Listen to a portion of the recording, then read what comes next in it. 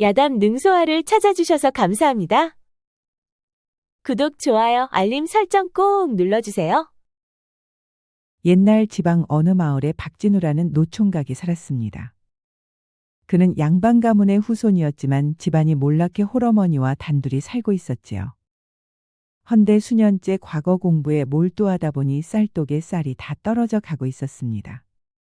어머니가 삭바느질로 생계를 끓여왔지만 언젠가부터 어머님의 눈이 침침해지면서 바느질이 삐뚤빼뚤해지고 일감마저 뚝 끊기고 말았지요. 박진우가 밖으로 나왔다가 우연히 어머님의 한숨소리를 듣게 되었습니다. 아이고, 이를 어째 이제 쌀도 열흘 정도밖에 남지 않았구나. 부엌에서 한숨 섞인 어머님의 한탄을 들은 박진우는 고민이 많아졌습니다. 내가 과거 공부만 하느라 어머님 눈이 안 좋아지는 것을 간과했구나. 그는 어머님께 불효하는 것 같아 가슴이 아팠습니다. 그리고 그는 생각 끝에 당분간 과거 공부를 접고 돈을 벌어야겠다고 생각했지요. 그리하여 장터로 나가 돈을 벌 수 있는 방법을 찾아보기 시작했습니다. 그런데 무슨 일을 어떻게 해야 할지 몰라 자신이 평소 북과 먹을 사던 문방사를 찾아가 보았지요. 안녕하셔요, 어르신. 그래, 오늘은 무엇을 사려느냐? 오늘은 사려는 게 아니고 제가 돈을 벌어야 해서요. 혹시 제가 돈벌이를 할 수 있는 게 있을까요? 글쎄다, 글 공부나 하던 내가 할 수 있는 게 있을지 모르겠구나. 어머님께서 눈이 안 좋아 삭바느질을 못하게 되었어요. 그래서 제가 벌지 않으면 안 되게 되었어요. 저런 참으로 딱하게 되었구나. 과거의 급제에 관직을 받으면 좋으련만 그 전에 시련부터 닥쳤구나. 문방사 주인은 박진우의 사정을 듣고 무척 안타깝게 생각했습니다. 그는 한참을 생각하더니 이렇게 말했지요. 요새 나도 눈이 침침해 물건을 잘못 고르거나 잘못 내어주는 일이 빈번하다. 해서 말인데 내가 물건을 팔면서 틈틈이 과거 공부를 해보면 어떻겠느냐? 그리할 수만 있으면 저야 좋지만 어르신께서는 괜찮으실런지요? 장사를 하면 큰 돈은 못 벌어도 밥을 굶지는 않을 것이야. 그러니 내가 장사해서 돈이 벌리거든 그때 이 물건값만 내게 주거라. 아이고 고맙습니다, 어르신. 밥을 굶지 않고 틈틈이 과거 공부를 할 수 있다는 말에 박진우는 너무 기뻤습니다. 그렇게 하여 박진우는 뒤늦게 문방사에서 장사를 할 수 있게 되었지요. 박진우가 장사를 해보니 하루 종일 물건을 팔지 못하는 날도 많았습니다. 그런데 몇몇의 단골 손님들 외엔 새로 찾는 이는 드물었지요. 그는 손님을 없는 날에는 문방사 한쪽에 앉아 과거 공부를 계속했습니다. 그러던 어느 날 해질녘이 되어 상점 문을 닫고 집으로 향하고 있었지요. 오늘은 본전치기 했지만 내일은 이 문을 남길 수 있을 거야. 그는 장사가 안 돼도 긍정적으로 생각했습니다. 그런데 장터 골목을 빠져나오려는 순간 한 처녀가 박진우의 팔을 잡았지요. 이보시오, 내가 가진 돈이 없어서 그런데 밥 한 끼 사줄 수 있겠소? 박진우는 깜짝 놀라 그녀를 보았습니다. 추운 겨울이 왔는데도 그녀는 얇은 옷 하나만 걸치고 있었지요. 아니 밥을 얼마나 굶은 것이요? 오늘 한 끼도 먹지 못했습니다. 하루 종일 굶었다는 말에 박진우는 주머니에서 한 푼을 꺼냈습니다. 한 푼이면 국밥 정도는 사 먹을 수가 있었지요. 그런데 한 푼을 주려다 말고 그는 고민에 빠졌습니다. 그녀가 입은 옷으로는 도저히 겨울을 날 수가 없었지요. 아직도 겨울옷을 입지 못한 것으로 보아 그녀가 딱한 사정이라는 것을 알 수가 있었습니다. 박진우는 한 푼을 도로 집어넣고 한 양을 꺼내 그녀에게 주었지요. 자, 이 돈으로 따뜻한 국밥을 사 먹고 겨울옷도 한 벌 사 입으시오. 박진우가 한 양을 내놓자 거지 처녀가 동그란 눈으로 그를 바라보았습니다. 아니, 이렇게 큰 돈을 줘도 되는 것이요? 나는 열심히 장사해서 벌면 되니 우선 허기부터 때우시고 옷부터 사 입으시구려. 올겨울은 유난히도 추울 것이라 하더이다. 거지 처녀는 박진우에게 인사를 꼬벅했습니다. 참으로 고맙소. 내 이은혜는 꼭 갚겠소. 박진우는 거지 처녀를 뒤로하고 찬바람에 옷깃을 여미며 집으로 향했습니다. 거지 처녀에게 준 한 양은 물건을 판 돈이므로 다시 물건을 떼어야만 하는 돈이었지요. 헌데 그는 그보다도 당장 어려운 현실에 처한 그녀를 돕는 게 우선이라 생각했습니다. 어머니 다녀왔습니다. 그래, 어서 오너라. 추운데 장사하느라 고생이 많았다. 방에 뜨끈한 시래기국 끓여놨으니 어서 들어가 밥 먹거라. 네, 어머니. 박진우는 방에 들어가 따뜻한 국물에 밥을 말아 먹었습니다. 추위에 온몸이 살살 녹는 듯 했지요. 그래, 장사는 잘 되더냐? 오늘은 본전치기만 했어요. 아마 내일은 장사가 잘 되지 않을까요? 그래, 이제 시작했으니 경험이 좀 쌓여야 장사도 잘 되겠지. 헌데 말이다. 이제 너도 나이가 있으니 장가는 가야 하지 않겠느냐? 장가라는 말에 박진우는 고개를 숙였습니다. 장사는 열심히 하면 돈은 벌 수 있을 것 같았지만 장가는 마음대로 뜻대로 되는 일이 아니었지요.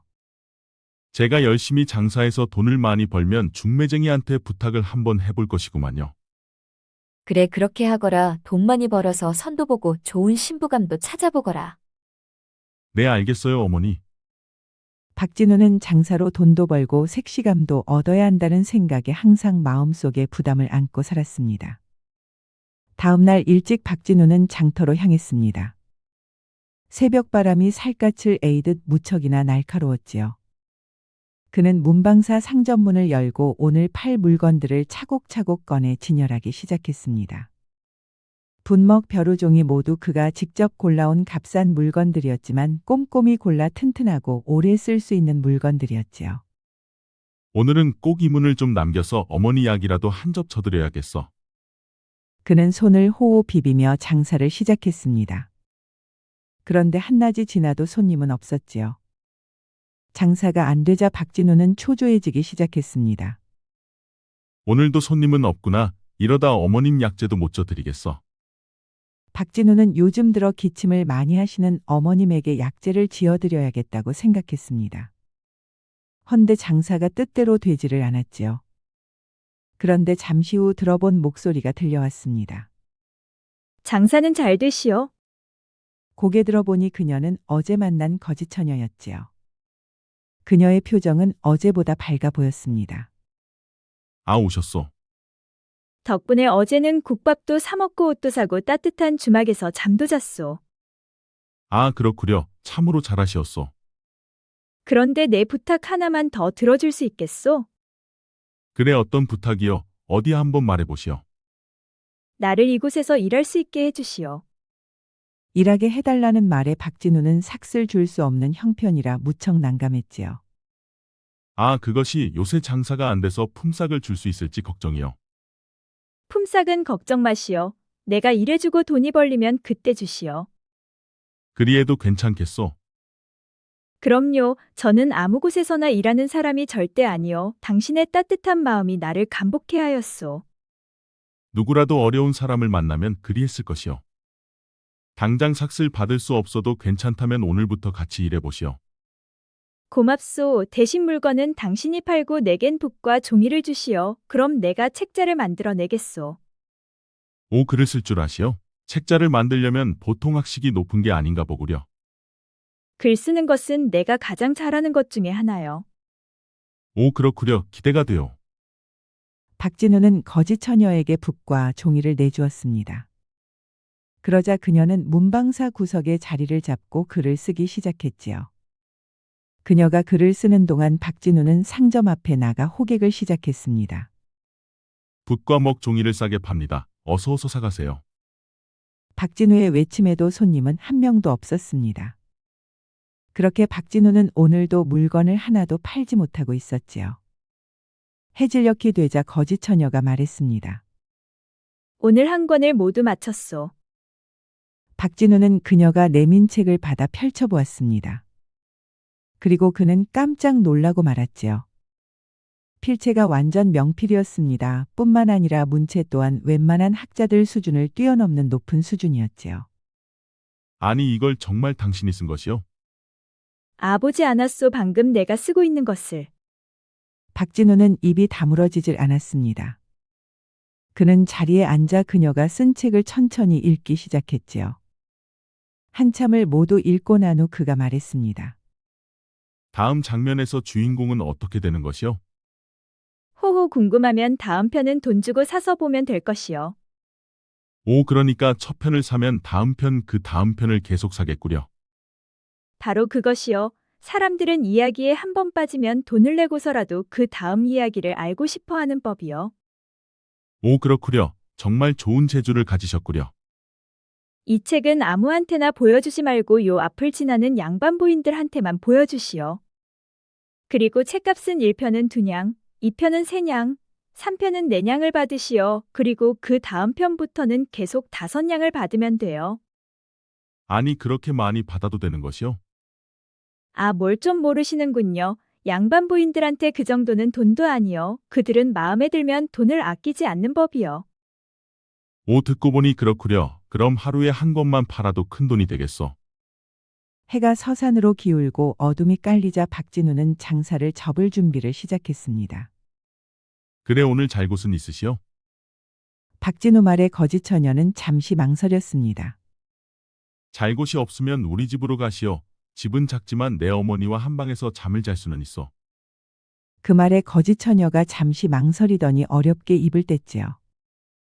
그럼 잠시 신세 좀 지겠소. 잘 생각했소. 갈수록 날이 추워지니 밤에 잠이라도 따뜻한 곳에서 자야 건강을 지킬 것이오. 박진우는 상점문을 닫고 거짓 처녀와 집으로 향했습니다. 어머님 다녀왔습니다. 어머니는 방문을 열고 나오다 말고 두 눈이 휘둥그레졌습니다. 고생했다 어서 오거라. 그런데 같이 온 처자는 누구더냐?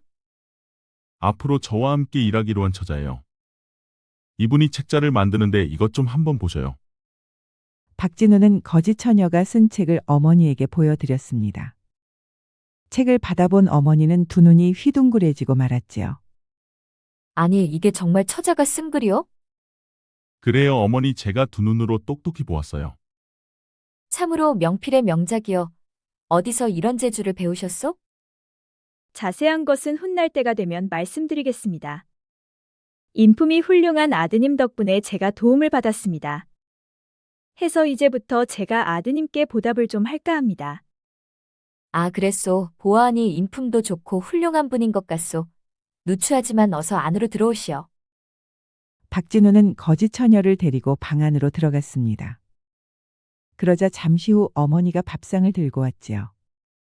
차는 없어도 많이 드시오. 감사합니다. 맛있게 먹겠습니다. 거짓 처녀는 따뜻한 된장국에 밥을 먹으니 너무 맛있었습니다.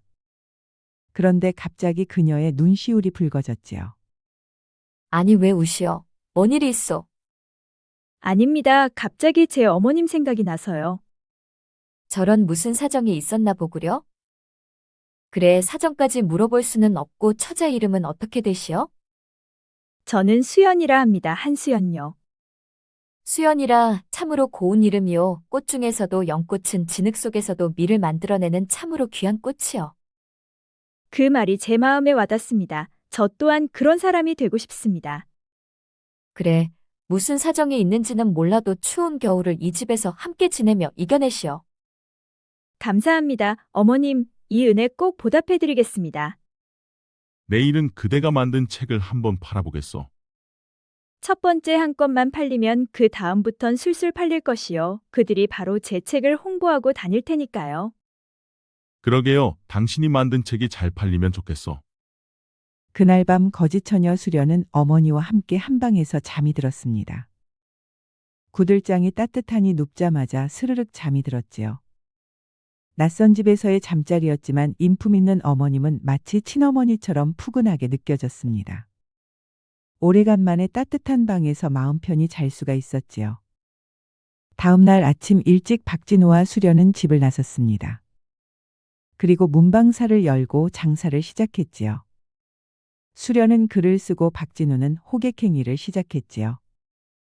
한번 보면 손을 놓을 수 없는 재밌는 이야기 책이요. 잠시 후 귀부인 같은 여인이 박진우의 소리를 듣고 그에게 다가왔습니다. 어떤 내용의 책이요?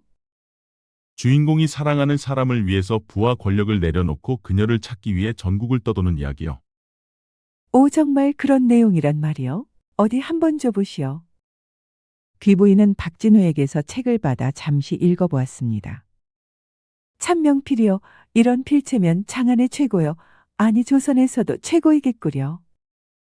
또한 문체와 내용 또한 좋으니 술술 읽히는구려. 그래 값은 얼마요? 이것은 첫 편이라 둔양에 팔고 있어. 그럼 다음 편은 언제 나오시오? 이 책은 하루에 한 편밖에 나오지 않아서 아주 귀하답니다. 그럼 총 몇 편짜리요? 총 5편으로 제작 중입니다. 그럼 5편을 모두 내가 사겠소. 얼마면 되시오? 그럼 19냥이요. 내가 20냥을 줄 테니 모두 내게 파시오. 그 말에 박진우는 깜짝 놀랐습니다. 20냥이면 쌀이 20가마 아주 큰 돈이었지요. 좋소 그리하겠소. 그럼 오늘 선불로 10냥을 주고 가리다. 나머지는 책 5권을 모두 받은 후 주겠소. 알겠소. 박진우는 귀부인에게 책을 넘겨주고 10냥을 받았습니다. 10냥을 손에 쥔 박진우는 너무너무 기뻤지요. 그는 얼른 상점 안으로 달려가 수련에게 말했습니다. 이것 좀 보시오. 책값으로 10냥을 받았소. 오책을 아주 잘 팔았군요. 귀부인께서 당신이 쓴 책을 보고 엄청 칭찬을 하면서 5권을 모두 사겠다 하셨소. 잘 되었구려. 두 사람은 손에 쥔 10냥을 보며 무척 기뻐했습니다. 이게 다 당신 덕이요. 당신이 아니었다면 나는 지금도 헤매고 있었을 것이요. 두 사람은 해질녘이 되어 상점 문을 닫았습니다. 그리고 어머니 약재를 저 집으로 향했지요. 어머니, 오늘은 장사가 아주 잘 됐어요. 그래? 정말 잘 되었구나. 이 모두가 수련낭자 덕분이에요. 그녀가 쓴 책을 어떤 귀부님께서 20냥에 다겠다고 했어요. 그리고 오늘 선불로 10냥이나 두고 가셨고요. 그 말에 어머니는 눈이 휘둥그레졌습니다. 삭바느질을 한 달 내내 해도 한두 냥밖에 벌지 못하는데 수련은 책으로 불과 며칠 만에 20냥을 벌은 것이지요. 정말 대단하구나. 수연의 솜씨를 귀부인들도 알아주는구나. 이게 다 두 분께서 저를 거리낌 없이 도와주셨기 때문입니다.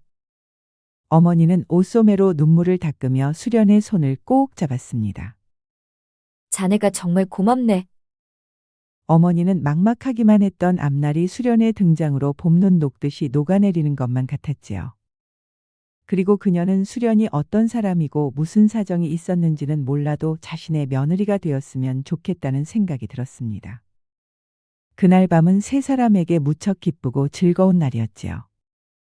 그 후로 수련이 쓴 책은 고가에 불티나게 팔리기 시작했습니다. 책을 다 쓰기도 전에 돈부터 내놓고 기다리는 사람들이 점점 많아졌지요. 아, 내게도 좀 책을 파시오. 이금 선 예약하신 분들이 많아서 대기를 타야 합니다.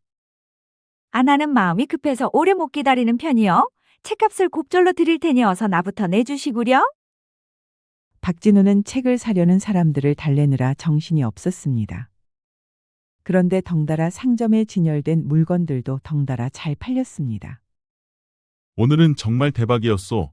종이도 먹도 붓도 죄다 팔리고 책을 사겠다고 예약한 사람만 벌써 10명이 넘었어.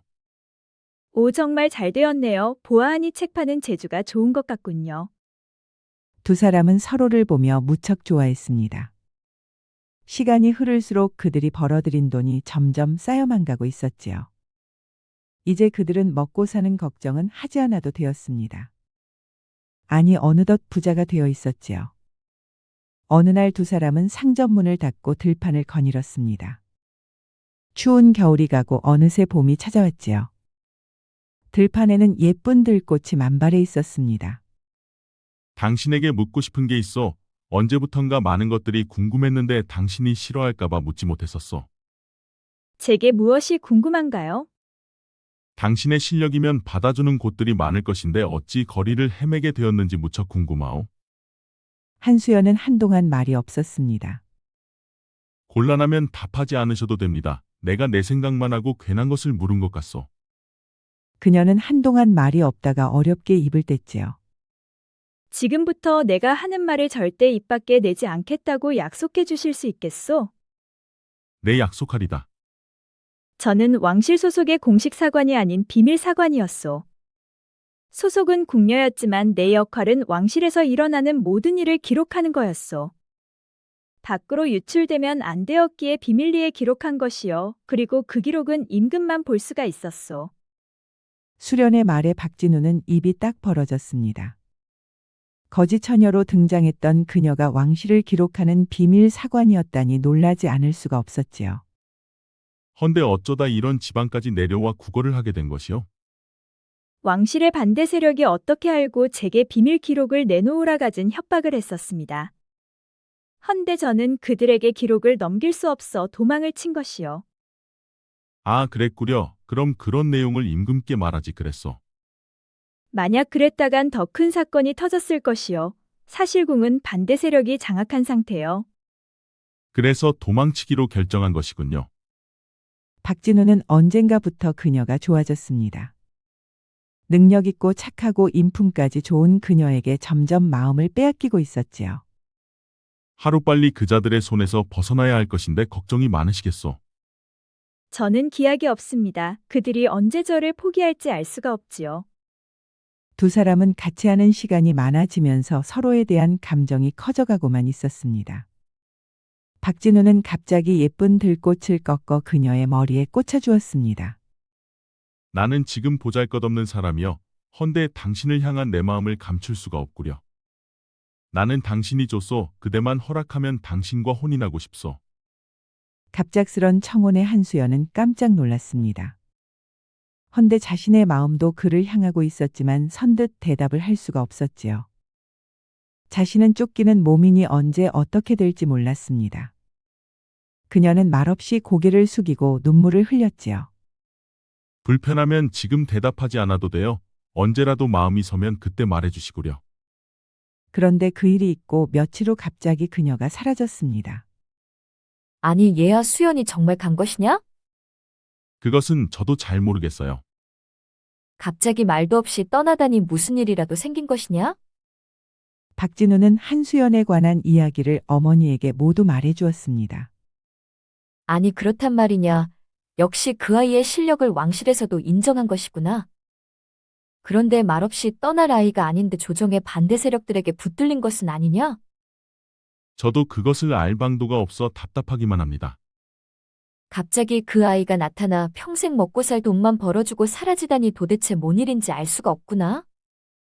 어머니와 박진우는 갑자기 사라진 한수연 때문에 걱정이 많았습니다. 하지만 그녀가 벌어준 돈 때문에 박진우는 과거 공부를 계속할 수가 있었지요.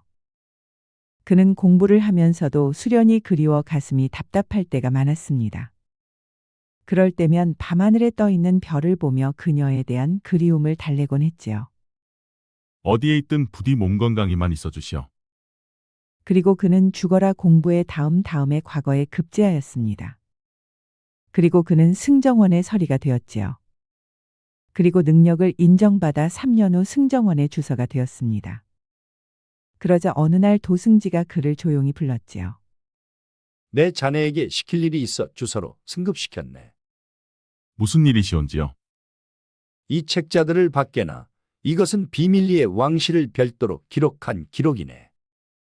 박주서는 책을 받아 펼쳐보았습니다. 그리고 그는 깜짝 놀랐지요. 필체는 분명 한수연의 필체였습니다. 그 순간 그는 수련에 대한 그리움이 몰려왔지요. 아니, 이 기록은 승정원의 기록이 아니군요. 그렇다네. 이것은 극비에 관리되는 왕실의 기록이네.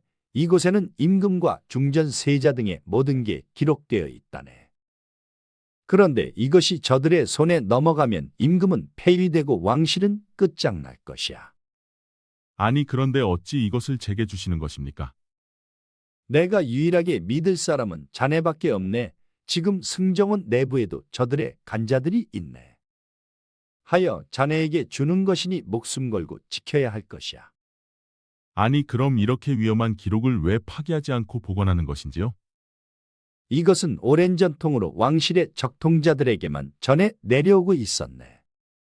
헌데 지금의 임금께서 위협을 느껴 이것을 한수연이라는 사관에게 맡겼는데 그녀가 지금 감쪽같이 사라졌네. 아니, 그럼 왕실에서도 그녀가 왜 사라졌는지 모르는 것입니까? 그렇네. 그 때문에 주상께서도 걱정이 많네. 지금도 행여나 그녀가 잘못된 것은 아닌지 종종 내게 물으신다네. 도승지의 말을 듣고 박주선은 한수연이 스스로 사라진 게 아니고 저들에게 납치되었을 것이란 생각이 들었습니다. 그리 생각이 들자 그녀가 얼마나 고통받고 있을지 걱정이 되었지요. 낭자는 정말 그 어딘가에 감금된 것이요. 박주선은 반대 세력을 통해 한수연을 찾아보기로 마음먹었습니다. 하여 그는 반대 세력에 대한 정보를 모으기 시작했지요. 그러던 중 반대 세력의 핵심 중 오달중이라는 자를 알게 되었습니다. 그 자는 상단을 가장한 범죄 조직으로 조정에 줄을 대고 온갖 나쁜 짓을 저지르는 자였지요. 하여 박주선은 오달중이라는 자가 한수연을 납치했을 것이라 짐작했습니다. 그래 맞아. 그런 일을 조정대 신들이 직접 할 리는 없어. 분명 저런 왈패들을 시켜 그녀를 납치했을 것이야. 박주선은 승정원이를 보면서 틈틈이 오달중을 조사했습니다. 그러던 어느 날이었지요. 오달중이 상단을 나와 어느 승려를 따라 급하게 어딘가로 향했습니다. 그는 주위를 살피며 승려와 함께 한양근교의 암자로 향했지요. 박주선은 숨어서 그들이 나누는 이야기를 엿들어 보았습니다. 아니, 그래 언제부터 병을 얻은 것이냐? 한 열흘쯤 되었습죠. 처음엔 그저 단순한 곧불이려니 생각했었는데 일이 오래가는 것을 보면 곧불이 아닌 것 같소. 이런 미련한 놈 같으니라고. 저 처자에게 무슨 일이 생기면 내 목이 달아나느니라. 당장 가서 의원을 데려올 테니 저 처자를 반드시 살려내야 한다. 오달중이 방 안에 있는 어떤 처자의 병세를 확인하고 노발대발하면서 달려갔습니다. 그러자 박주선은 숨어 있다가 승려가 밖으로 나가자 조용히 방 안으로 들어가 보았지요. 그러자 방 안에서 사경을 헤매이고 누워있는 사람이 다름 아닌 한수연이었습니다. 이보시오 낭자, 이게 어떻게 된 것이요? 그녀는 말이 없었습니다. 온몸에 식은 땀을 뻘뻘 흘리며 사경을 헤매고 있었지요. 그는 한수연을 보자 드디어 찾았다는 기쁨도 잠시 그녀의 병세가 무척 걱정이 되었습니다. 낭자 꼭 살아만나시오. 내 반드시 낭자를 구하러 오겠소. 박주서가 방을 나와 숨어서 지켜보니 오달중이 의원을 데리고 그녀의 방으로 데려갔습니다. 그리고 한참 만에야 의원이 밖으로 나왔지요. 그래 어떤 것 같소? 한 며칠 지켜봐야 할 것 같소. 그녀의 심신이 미약해져 있어서 살아날 수 있다 장담을 할 수가 없소이다. 의원과 오달중이 돌아가고 박주서도 암자를 나왔습니다. 그는 어떻게 해야 그녀를 살릴 수 있을지 방법을 찾기 시작했지요. 그래 수연 낭자를 살리려면 임금께 그녀의 사정을 알려야 해. 박주서는 서둘러 궁으로 달려갔습니다. 그리고 도승지를 찾아갔지요. 승지열은 한수연 낭자를 찾았어. 아니, 내가 그녀를 어떻게 찾았단 말이냐? 오달중이란 자가 그녀를 납치해 암자에 가두고 있었소. 헌데 지금 그녀가 사경을 헤매고 있어. 그러니 어서 임금께 말해 그녀를 구출해야 하오. 알겠네. 내 지금 곧바로 주상전하께 말씀드리겠네. 도승지는 곧바로 임금을 찾아갔습니다. 그리고 한참 만에야 그가 돌아왔지요. 주상전하께서 오늘 밤 내금이 병사들을 보낼 것이야. 그러니 자네는 더 이상 나서지 말게나. 알겠습니다, 승지열은. 그날 밤 내금의장은 병사들을 모았습니다. 병사들은 나를 따르라. 내금의장은 말 타고 수십 명의 병사들과 박주서가 알려준 암자로 출발했습니다. 그리고 새벽녘이 되어 내금의 병사들이 궁 안으로 들어왔지요. 그런데 그들 속에는 오달중도 포박되어 잡혀왔습니다. 한수연은 별궁에서 내의원의 치료를 받고 오달중은 신문이 시작되었지요. 박주서는 별궁으로 달려가 한수연을 보고 싶었지만 별궁은 아무나 들어갈 수가 없었습니다. 한편 오달중은 가혹하리만치 고신을 당하고 있었지요. 내 놈의 뒷배를 당장 대지 않으면 오늘 이곳에서 사지를 못 쓰게 될 것이다. 어명으로 이루어진 고신은 새벽까지 이어졌습니다. 그러자 고신을 견디지 못한 오달중이 토설을 시작하였지요. 말하겠소. 그래 어서 모두 말하거라. 오달중의 입에서는 조정대신들의 이름이 줄줄이 나왔습니다. 내금의장은 오달중이 토설한 내용을 적어 임금에게 보고했지요. 정말 이자들이 모두 가담했단 말이냐? 그렇습니다, 전하. 이자들이 왕실의 비밀 기록을 빼돌려 주상전하를 폐위하려는 음모를 세웠다고 자복을 했습니다. 고얀 놈들이 아니냐. 그렇지 않아도 나를 허수아비로 만들려고 혈안이 되어 있는 자들인데 이참에 그 자들의 뿌리를 뽑아야겠다. 어명이다. 이 자들을 하나도 빠짐없이 모두 잡아들이거라. 알겠습니다, 주상전하. 내금의장이 나가고 얼마 후 조정 대신들이 속속 잡혀오기 시작했습니다. 그리고 임금이 직접 나서 그들을 취조하기 시작했지요.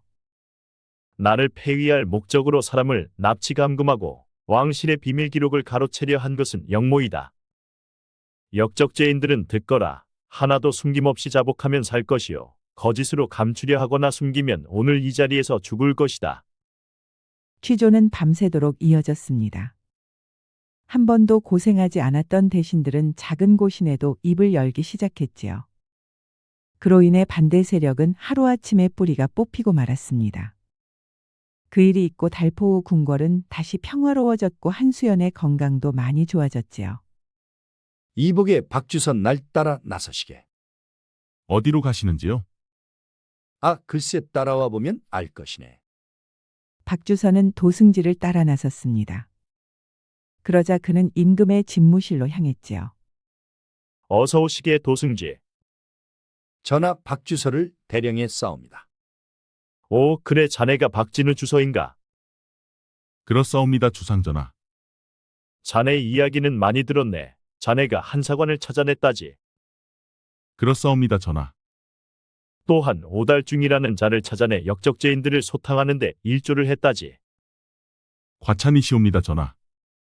자네가 승정원에 들어오고 나서 나의 수건이었던 역당들이 제거되었으니 자네는 나의 은인이라 할 수 있도다. 황공하옵니다, 주상전하. 여봐라, 한사관을 들라하라. 잠시 후 한수연이 안으로 들어왔습니다. 박주선은 수연을 보자 너무너무 기뻤지요.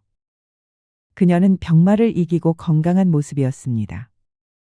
한사관 이제 몸은 괜찮은 것이냐? 그렇습니다, 주상전하. 오, 그래. 내가 그동안 참으로 고생이 많았다. 왕실의 기록을 지키느라 수년 동안을 저들에게 쫓기며 갖은 고생을 한 자네에게 무한 감사를 하는 바네. 황공하옵니다, 전하. 도승지는 듣거라. 오늘 중으로 왕실의 기록을 하나도 남김없이 불태우거라. 앞으로는 승정원의 기록만 역사에 남을 것이다. 명 받들겠나이다, 전하. 그리고 한사관이 저들에게 쫓길 때 박주서의 도움을 크게 받았다 들었다. 그리고 두 사람의 만남이 오늘의 왕실을 지키는 계기가 되었다. 어떠냐, 이 정도면 두 사람도 천생연분이지 않느냐? 박주서 자네 생각은 어떠한가? 박주선은 한치의 망설임도 없이 대답했습니다. 맞습니다, 주상전하. 그래. 그럼 한사관의 생각은 어떠하냐? 한수연은 수줍어 얼굴을 붉혔습니다. 그러니까 얼굴색이 변하는 것을 보니 인정하는 것이렸다. 그럼 두 사람에게 한 번의 포상을 내리마. 이복의 도승지, 이 두 사람에게 한양에 커다란 기와집을 하사하고 박주선은 우부승지로 한사관은 내명부 첨정으로 임명하라. 알겠습니다, 주상전하. 박주서와 한수연은 궁을 나와 연못을 거닐었습니다. 당신을 한참 동안이나 찾았었소. 5년 전 그날 바로 그들에게 납치된 것이요. 그렇습니다. 한밤중에 잠시 소피 보러 나왔다가 저들에게 납치되었습니다. 그랬구려. 그동안 고생이 참 많았소. 그런데 지난 5년 동안 박주석께서는 저를 기다린 것이요. 그랬소. 내게 오로지 당신뿐이었소. 한수연의 눈에서는 눈물이 흘러내렸습니다. 그런 한수연을 박주선은 꼭 안아주었지요. 비록 전하께서 우리의 혼례를 성사시켜 주었지만 그 말은 진정 내가 하고 싶었던 말이었소. 당신만을 사랑하오 나와 혼인해 주시겠소? 한수연은 대답 대신 고개를 끄덕였습니다.